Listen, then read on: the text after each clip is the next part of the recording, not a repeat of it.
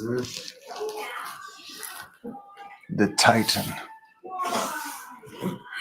Hey guys, want to jump on here today. This is for you guys in the Titan crew. I'm going to put up a fun video that we did this morning before we got into squats.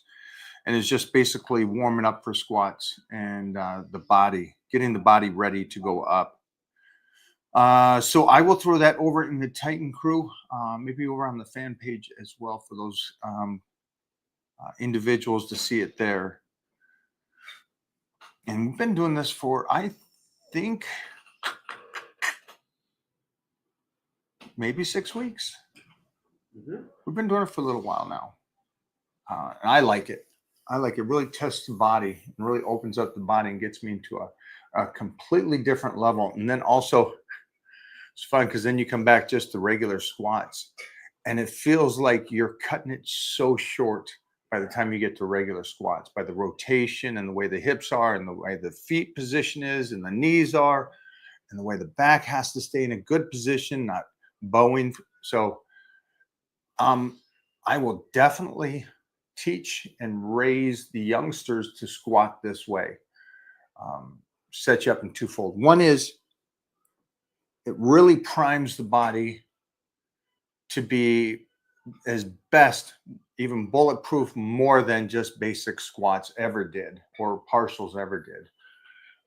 So I think that's one of the biggest things. Then also it's tougher. So you can't go as heavy. And then so when you do go heavier at some point, you're in such a prime position and it moves so easy and your nervous system is set up to handle anything at that point. So I'll make sure that goes up. In the meantime, we're all here just chilling like villains. I want to keep this short because this is the Titan crew and this is a Titan crew check-in on top of that. And so you guys have all this week to get your check-ins in. I'm excited because we have 8 weeks out, or is it 10 weeks? 9 weeks. 9 weeks out.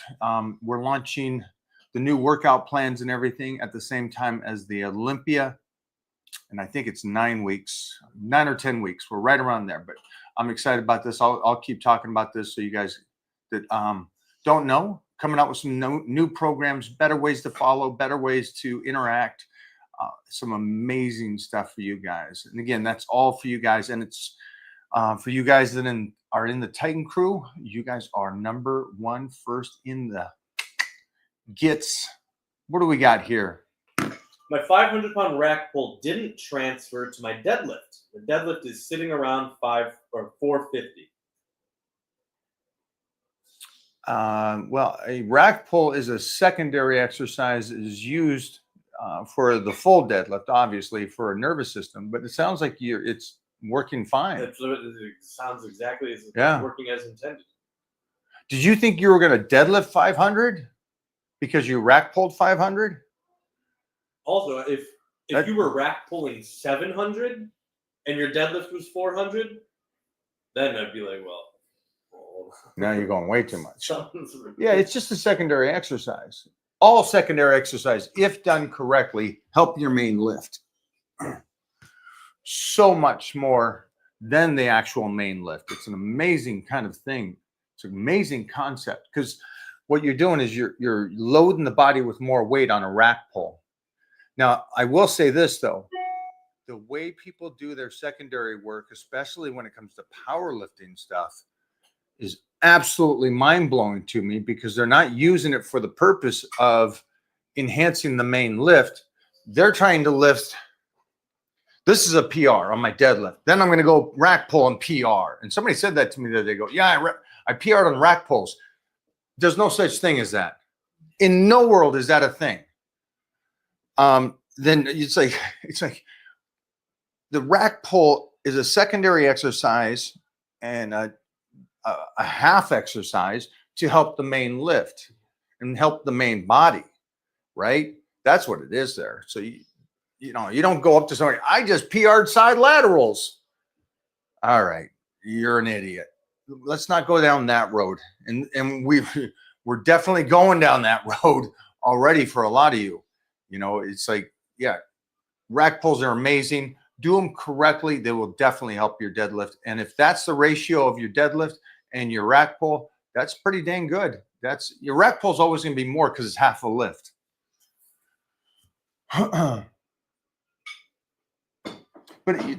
if that doesn't make sense to you and you're like, well, yeah, each exercise could be its own PR.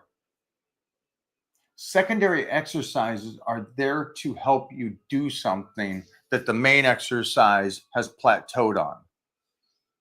Okay? When it comes to strength, so it's not one of those things that you want to keep going, hey, I PR'd on my secondary stuff. Well, the secondary stuff is, again, to make that first, the real lift, the full range motion lift better. Or in our case, we even go over the full range of motion. And that's what it's there for, to keep you healthier longer. Now, you may be too young in this conversation. You're going to have to check mark it and save it and watch it in 25 years. But this will be one of those things where you're like, you roll your eyes today and later on you're going to be quoting it. So another one, Jeffrey. Would you prefer the barbell squat over the hack squat? So two different exercises, my friend. Yeah. Do you like flies over incline bench? It's like, just because the word squat is in there, they're completely two different entities. And trust me, stay in love with the squat. As weird as that sounds, stay in love with it, even if you suck at it, because the squat is going to show you how healthy your body is. And anytime that squat sucks or it's hard or whatever, you're in something. Fix it. Don't have to rush, but fix it. Whatever that is, if you're running into something, fix that squat, make it healthy again. Did they go for a walk again? All right. What is this? I got a hard time engaging my back on rows and pull downs. I feel it mostly in my arms. Pose and clip this. You guys should clip this. Back is, you're posing your back. And so I always say that you have to see things without looking. It's easy to engage the chest because you're looking down at it, maybe your biceps, no problem, your triceps, you're feeling it. Your back is one of those things you have to see it without looking. So that means right there, I'm contracted. I'm flexing the lower back all the way up into the upper back on the seated row here. Arms are just relaxed. You're just pulling it back. Now that's because I can pose the back. So learn to pose. Each body part will help you train better and isolate better. So I just say, make sure that you're posing as well. You don't have to compete. It has nothing to do with that. It's basically you being the driver of this car and learning how this thing works. How does it work in fourth gear? How does it work off the start? How fast can you stop? It's the same principles. You're finding out how the car functions. And metaphorically, it's your body is how does it function? Can you do things? Can you park it? Whatever. You got to be able to control and isolate the back by flexing it before you move the weights.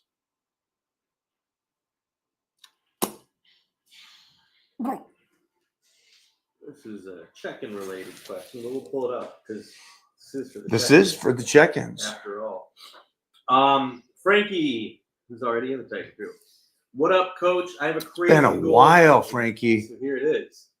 I've got a crazy goal for the Arnold next year. May need a little help. Currently sitting at 245, 250, starting to lean down in November and looking to push myself to 205 by the Arnold, which is March 5th. What do you think? I know you. So I know you. And so this is the one thing I would say. I love that you're setting goals, first and foremost. Are you writing them down? Because I know that you are gifted mentally on a lot of aspects and you're very artistic. So this is what I would like you to do. I would like you to keep these goals, But also, I would like you to start taking notes of the calorie intake that we set you up on. And here's a scoop. It'd be great if you're 205 at the Arnold, right? But let's say you're on a great run and you got your body functioning correctly this time and you're 220, but it looks great. That's a good thing too. I want you to know that. And so 205 is a great goal. I just trained a guy. And the reason why I say this is because I trained a guy and I said, hey, I'd like 5 sets of 6 today. Now he did 5 sets of 3 and they were great. They were great. He couldn't have gone more at the weight we chose. So to me, he won, right? He trained, he did great, he got form, everything was perfect. Because of the word 6 that I said at the beginning, he didn't like the workout. I wanted 5 sets of 6. Oh, yeah, in a perfect world, great. I'd like to bench 1,000. Whatever. But what we did was great. We did enough to where you got better today. And so I want you to keep that in mind as we go through this time, because I know that other times that we've tried this, you keep cutting those calories too quickly and then you stay down there too long. And I just don't want you to do that this time. I would rather you start picking the numbers now, and then we see if the body's using those calories. Okay, using them, not the scale. I don't care the scale. Does the body use the calories that you're taking in, that you're getting stronger? You're putting on slow weight, quality weight. You're recovering and you feel better. Then we're doing the right calorie intake instead of saying, hey, I'm going to go to 250 and then cut to 205. Hopefully that makes sense to you, brother. I think you'll get this. Check in though. Put your check-ins as soon as this thing goes live over there. How to train for longevity and stay injury-free.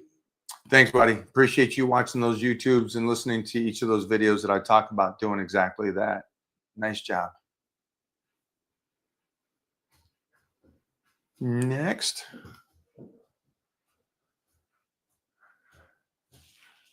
I think he means, how is stem cell treatment treating you? Great. Absolutely love it. And it was a facet of it. So for the body and stuff, great. Felt good.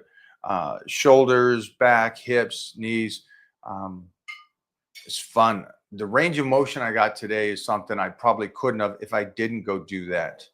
So it's a nice, hey, I get another year, right? And so, yeah, it's pretty incredible.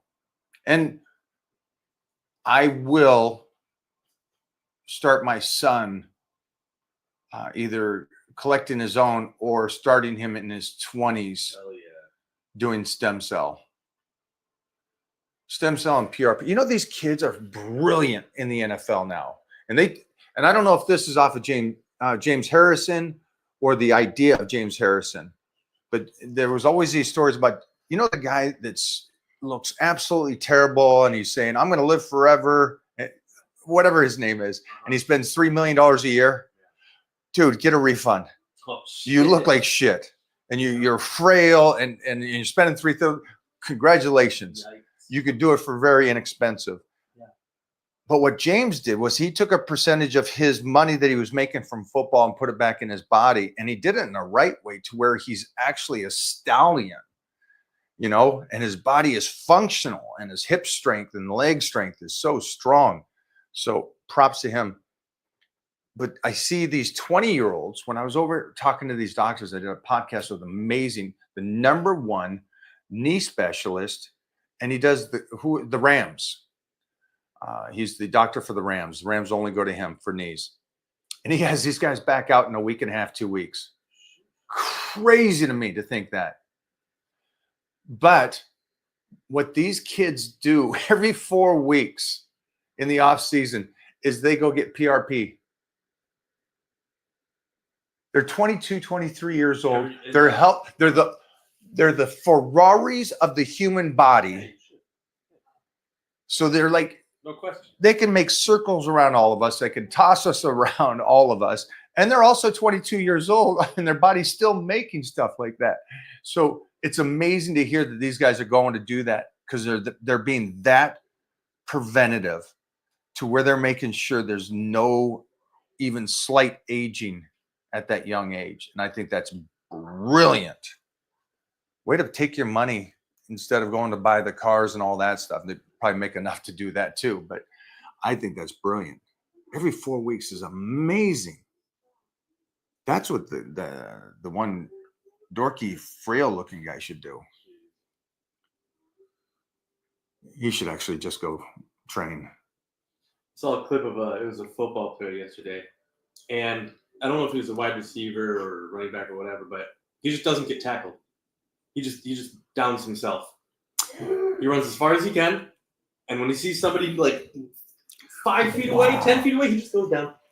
Done. Done. And he's been playing for 10 years, going on 11 years in the NFL. If you ever remember his name, I'll show find me. it. It was a great video because it showed a bunch of clips of him about to get tackled, but he just takes it himself. Yeah, that's his. That's awesome. I should Great. talk to Alexander, who Heath played with and was the fullback for. After he won the rushing title and all that stuff, and they killed it. The next year he got more money, whatever, this, that, and the other thing. But then he started running out of bounds.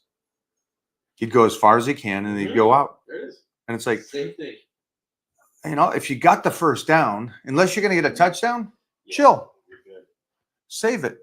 That's an interesting. It's a tough one though for those old school guys. I can imagine. It makes sense though. And I don't know who talked about this. It might have been Ricky Williams because he's pretty open about the give to receive aspect. He gave so much to football, and it absolutely destroyed him.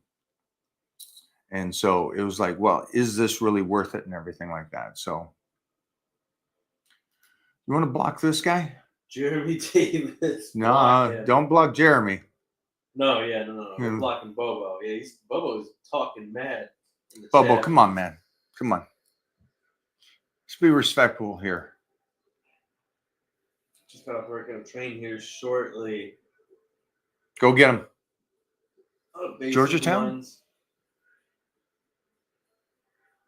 We'll see if we got a couple more here, guys. Trying to find some good ones. We've already answered a couple of these. I like this one. Hey, Coach, do you think overdeveloping the traps is a reasonable concern?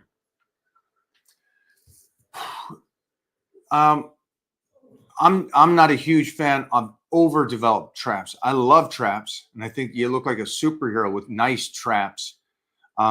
But yeah, you can definitely overdevelop them to where your shoulders look droopy. As long as you're keeping your shoulders with the, like Goldberg. Goldberg's traps were up to his ears, right? Yeah. And if you guys know Spikes, who played the NFL football, his neck, and we all had that neck in high school, right? Where it comes out from the ear and down, then hits those traps, that big ass college neck. I would just make sure that the shoulders are staying with it. That's the only thing I would say. I would say you don't want big traps and lame shoulders. And again, it's an art show. So my opinion sucks compared to what you want. Whatever you want to do your thing, kid. I know a lot of guys that say they want huge forearms. And I think huge forearms are nasty and unathletic looking. I think a great strength in a grip is awesome. But I think these massive forearms and then their arms just match their forearms. They're not any bigger. I like taper. Taper all the way. But that's me. Yeah, I'll show you the video later. You found it? What's the athlete's name? Tyler Lockett. Oh, wow. Okay. Right? Seattle. Yeah. There's Seattle. And good. Was that later in his years, though? Could have been, right? Him figuring it out, being smart. I think he's out of there. He was out of there early. Nice, man. Stay in there, though. Okay, Lester? Stay in there now.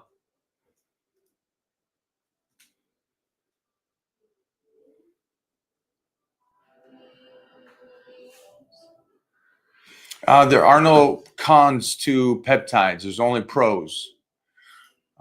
Peptides, stem cell, PRP, anything like that to keep your body healthy, space between the ligaments and joints. You want to keep the bones as far away. You don't want those impingements coming. You don't want the bone spurs, all that kind of stuff. So as much space and regeneration in those areas as possible. And peptides has, the BP and all that stuff.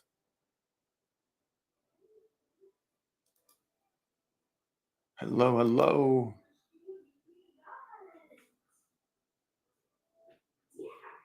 Yeah, there it is. That's the one I was looking for. This one? Yeah, Mike. What's your favorite awkward exercise to do? For example, like the reverse grip benching. Right now, it is what are the plates called? Slope plates. The slant boards. Slant board squats. Good morning. So I was going to put the video up here on the Titan Crew, so you guys can go over the Titan Crew and see that. But so we got the slant boards.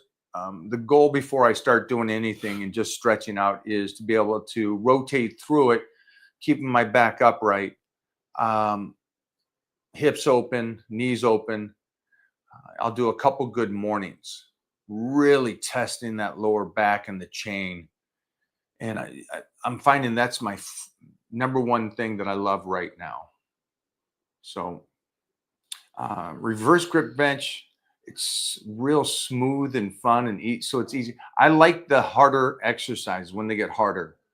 Also, our second favorite would be the sumo deadlifts on the platform, to be able to stretch that low and keep the back, not to deadlift from a 6-inch block, because that's what everybody's going to see. They're just going to assume it. Oh, you're just deadlifting with a 6-inch block. Well, actually what I'm trying to do is actually raise the weight off the ground with just leg movement, no back movement, and just slightly come up and then finish the deadlift. And so there's a huge hamstring glute tie-in going on, plus that strength of the lower back without caving. So those are little details. I think those are my favorite. Great question.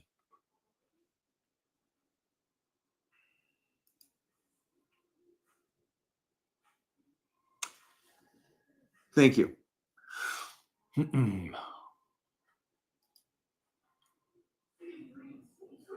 never heard you talk about Mike Mentz's hip program ever. Well, I talk about Arthur Jones is why. If I'm going to talk about the guy that created this principle of training to that fatigue with lower reps, and the gym should be about the least amount of work but get the most out of it, that's Arthur Jones. And so there would be no Mike Mentzer if there was no Arthur Jones. And that's why I don't speak of, Mike, because he was just a derivative of what Arthur Jones was teaching. So I would go back to Arthur Jones and study him, because I think he had a great way of saying this stuff.